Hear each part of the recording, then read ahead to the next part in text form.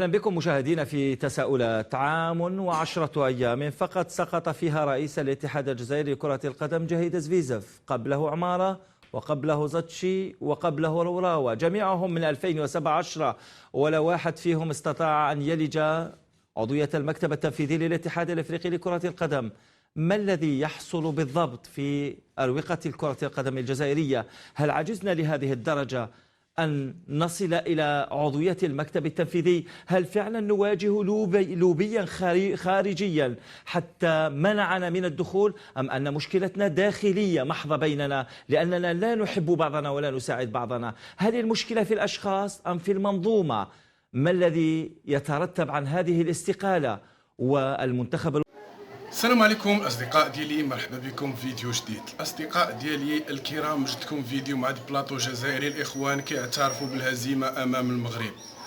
3 ديال رؤساء الاتحاديه ديال الجزائر هزموا امام السيد فوزي القجع. اصدقاء ديالي، هذا الفيديو بغيتكم تفاعلوا معه بشكل جيد. كنشكركم بزاف على التفاعل في القناه، في الفيديوهات اللي حطيت. دائما الاخوه والاخوات مع اخبار بالمصداقيه ديالها. كنتمنى انكم تفاعلوا معنا، ما تنساوش لايك وبارطاجيو. شوفوا الوطني مقبل على تصفيات كاس العالم، مصير بالماضي ايضا واللاعبين الجدد ومن نريدهم لتدعيم المنتخب الوطني. مرحبا بالجميع مشاهدينا للإجابة عن هذه التساؤلات مع جمال مسعودان، نائب رئيس الرابطة المحترفة لكرة القدم سابقا. مساء الخير. مساء النور، شكرا على الاستضافة. سعيد بتواجدي معك ومع نصر الدين بغدادي، عضو سابق في الاتحادية الجزائرية لكرة القدم. مساء الخير. مساء الخير سعداء جدا بتواجدي معك ومع شكرا. جمال. هل نحن في مفترق الطرق؟ استقالة بعد عام و10 أيام فقط. هل فقط خروجنا أو عدم قدرتنا على الدخول لمعترك الاتحاد الافريقي لكرة القدم لعضوية المكتب التنفيذي عجلت باستقالة جهيد زفيزف؟ هذا دليل إضافي على أن الكرة في أزمة، المنظومة الكروية في أزمة، وعلى رأسها الفيدرالية. إلى اليوم لم نجد الطبخة التي تواكب ما نقوم به في في في في في في عدة مجالات. الرياضة وكأنها في قاطرة غير القاطرة اللي تمشي بها الدولة الجزائرية. أنا صراحة درك لا ديرنيير فوا خسرنا وخرجنا من لا كوب دي موند، وخرجنا من لا كوب كان سيتي عام شرف الدين عمارة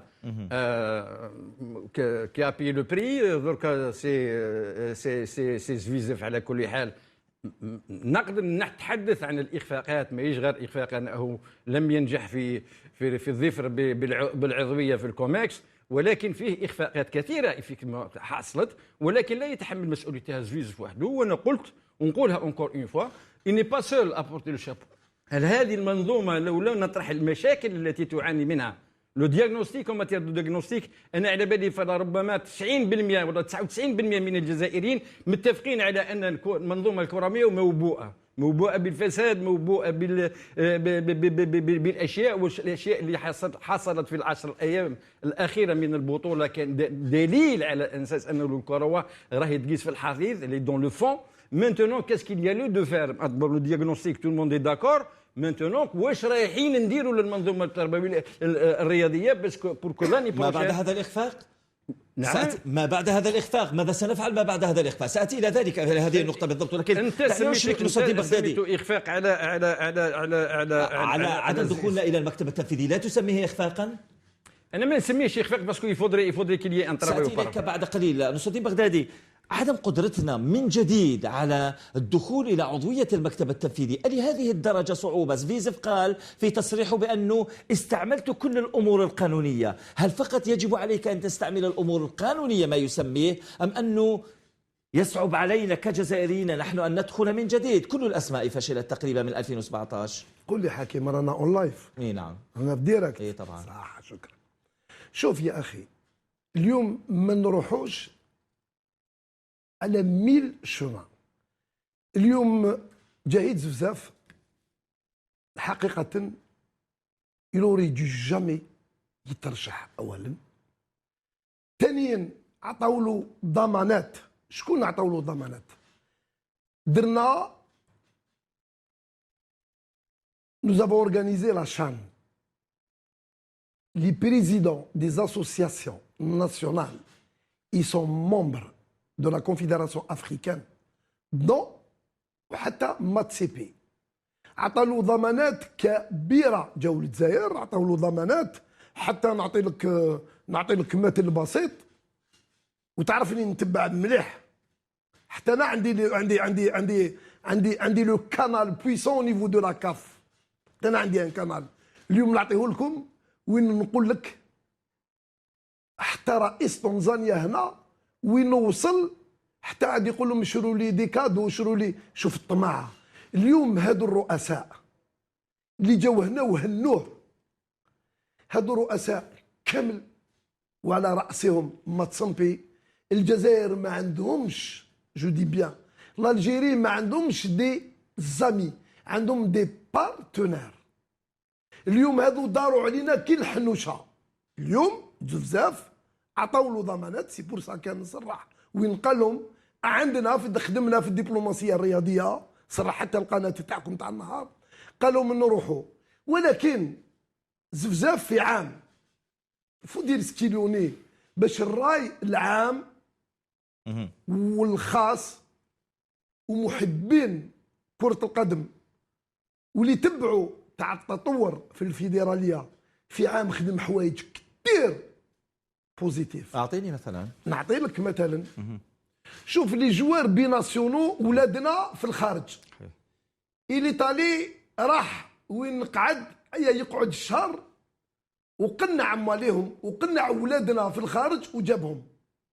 مثلا نسميهم لك اللي جاهم لعبوا وحملوا الالوان الوطنيه. دون بوعناني، دون شعيبي، دون عوار، بيانتو قويري، بيانتو شركي.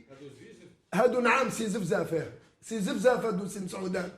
وانا مسؤول على كلامي. هادو زفيزف. زفيزف هو هذه اولا. الحاصله الماليه تاع لا فيدراسيون الجيريان دو فوتبول خلى لهم تقريبا 820 مليار سون كونتي لو ريكوفرمون. او نيفو لو سبونسور داديداس حصل على 3 مليون دورو. هذايا اليوم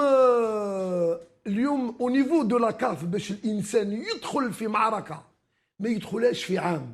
المعركه لازم تكون ان موندا فوار دو موندا. اليوم رانا نشوفوا في التصويره ليكا في لاكوب دافير بلوتو في الكونغري تاع لاكاف نشوفوا زفزاف وعرب ودبيشي. نقول لك وانا مسؤول على كلامي. شد الديب، شد دبيشي وطلق الديب. هذا لو سكرتير جينيرال سي لو مال بروفون دو فوتبول. هذا هو السوسه الكبيره تاع كره القدم. اليوم نحصلوا اون بورت لو شابو سور زفزاف. ايفيكتيفمون اي لون بوسي عطاو له ضمانات. يا لماذا في رايك اغلب ضيوف من استضفتهم يقولون بان دبيشي ايضا ما تقوله انت؟ اين المشكله؟ شوف يا اخي، شوف حكيم شوف.